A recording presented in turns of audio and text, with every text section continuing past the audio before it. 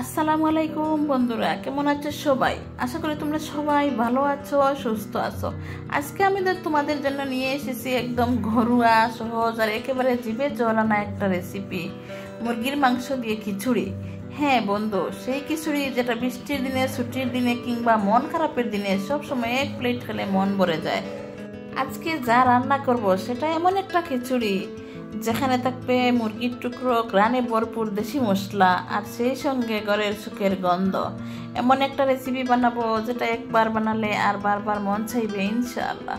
ভিডিওটা একদম শুরু থেকে শেষ পর্যন্ত দেখো, কারণ আমি রান্নার মাঝখানে অনেক দরকারি টিপস দিচ্ছি যেগুলো চাল মশলার পরিমাণ ঠিক থাকবে, কখন মাংস ডাললে খিচুড়ির স্বাদ সবচেয়ে ভালো হয়, আর কিভাবে খিচুড়ি জড়জড়ে না হয়ে বাজা বাজা হবে। আর যদি তুমি নতুন হয়ে থাকো আমার এই চ্যানেলে, তাহলে একটাই কথা, সাবস্ক্রাইব করে ফেলো এখনই, কারণ এখন দারুণ দারুণ ঘরোয়া রেসিপি আমি নিয়মিতই শেয়ার করছি তোমাদের সঙ্গে। আর দেরি না করে চলো ঝটপট দেখে নেই আজকের এই দারুণ মুরগি খিচুড়ি রান্না করার পুরো প্রক্রিয়াটা। আমি এখানে চাল, ডাল এবং আলু সবগুলো ধুয়ে একটা জালির মধ্যে রেখে দিয়েছি এবং মুরগির মাংসগুলো ছোট্ট ছোট্ট করে রেখে দিয়েছি। আর এখন একটা ফ্রাই প্যান বসিয়ে দিয়ে ফ্রাই প্যানের মধ্যে আদা বাটা, রসুন বাটা, পেঁয়াজ বাটা দিয়ে সামান্য একটু লবণ দিয়ে এখন মশলাটা ভালো করে কষিয়ে নিচ্ছি। তো মশলাটা কষানো হয়ে গেলে তারপর মুরগির মাংসের টুকরোগুলো দিয়ে দেব।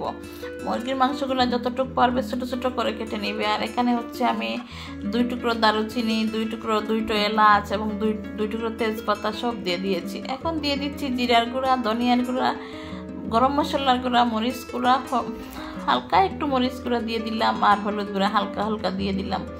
দিয়ে এখন ভালো করে নেড়ে ছেড়ে মশলাটা কষিয়ে নিচ্ছি যাতে কাঁচা গন্ধভাব থেকে চলে যায়।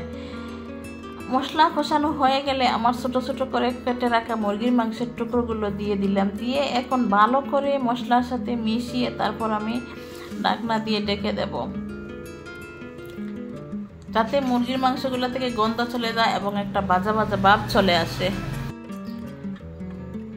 একটু পর চলে আসলাম, আবার এসে দেখো কিভাবে তেল ছেড়ে দিয়েছে এবং এবার নেড়ে ছেড়ে মুরগির মাংসগুলোকে আমি ভেজে নেব। তোমরা চাইলে আলাদা করে লবণ, মরিচ, হলুদ মেখে তোমরা মুরগির মাংসটাকে ভেজে নিতে পারো। আমি আর আলাদাভাবে ভাজিনি, আমি ওইভাবে ভেজে নিয়েছি। এবার আমার মুরগির মাংসগুলো সিদ্ধও হয়ে গেছে। এখন আমি ধুয়ে রাখা যে চাল ছিল, ডাল এবং আলু ছিল সবগুলো আমি একসাথে দিয়ে মাংসের মধ্যে দিয়ে দিলাম। মুরগির মাংসটা ভাজতে অনেকটা সময় লেগেছে, আমি অনেকটা সময় লেগে ভেজেছি, কিন্তু তোমাদেরকে ভিডিও লম্বা হয়ে যাবে, সেজন্য আমি ভিডিওটা ছোট করার জন্য আমি অত সময় তোমাদেরকে দেখাইনি এবং ভিডিও ক্লিপ করিনি। তোমরা যতক্ষণ না তেল ভেসে উঠবে, যতক্ষণ না মুরগির মাংস সিদ্ধ হবে, ততক্ষণ তোমরা ভালো করে নেড়ে ছেড়ে নেবে। এবার আমি চাল এবং মাংস একসাথে ভেজে নেব। যতক্ষণ না আমার ভাজা হয় ততক্ষণ আমি ভালো করে নেড়ে ছেড়ে নেব। আমি যে চামিচটা দিয়ে নাড়াচাড়া করতেছি সেই চামিচটাতে যতক্ষণ পর্যন্ত আমার ছাল লেগে থাকবে ততক্ষণ আমি ভেজেই থাকবো। দেখো এবার পাতিল থেকেও ছুটে গেছে এবং চামচ থেকেও ছুটে গেছে, আর চামচের মধ্যে চাল লাগানো নেই এবং পাতিলের মধ্যেও চাল লাগানো নেই, সব ছেড়ে দিয়েছে। এই পর্যায়ে এখন মনে হচ্ছে যে ভাজা হয়ে গেছে। দেখতেই তো পাচ্ছ তোমাদেরকে কেমন লাগছে। যত ভাজা হবে তত খিচুড়ি, পোলাও সবগুলো খুব জড়জড়া হবে।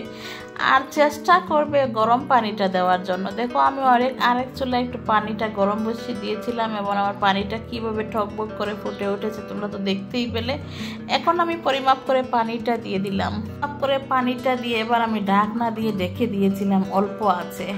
আর 5 মিনিট পর আবার ফিরে এসে ভাতগুলো একটু নেড়ে ছেড়ে উল্টিয়ে দিচ্ছি, কারণ উপরের ভাতগুলো যাতে নিচে চলে যায় এবং নিচের ভাতগুলো যেন উপরে চলে আসে, এভাবে আমি নেড়ে ছেড়ে দিচ্ছি।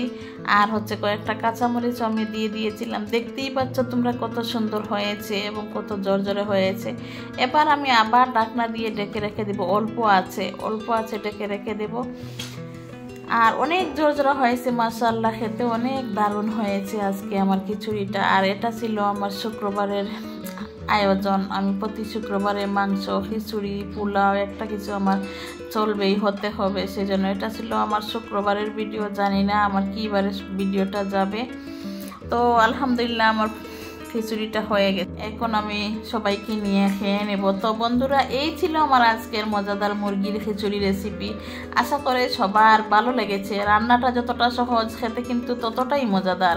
গরম গরম খিচুড়ির সঙ্গে যদি থাকে একটু কাঁচামরিচ, তাহলে তো কথাই নেই। তোমরা যারা ভিডিওটা এখনো পর্যন্ত দেখেছো, তোমাদের জন্য একটা বড় ধন্যবাদ ও ভালোবাসা।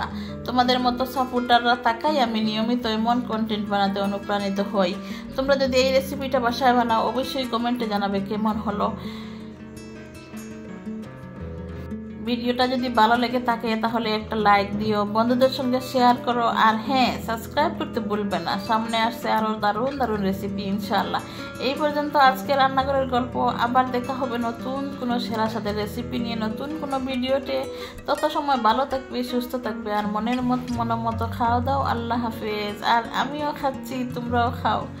এই যে দেখতেই পাচ্ছ তোমরা, আমি ফ্যামিলির সঙ্গে সবাইকে নিয়ে খেতে বসে পড়েছি। আমি খেয়ে নিচ্ছি। গরম গরম খিচুড়ি খেতে অনেক মজা। আর এটা ছিল আমার ছুটির দিনের খিচুড়ি, সবার সাথে একসঙ্গে। আল্লাহ হাফেজ, আসসালামু আলাইকুম।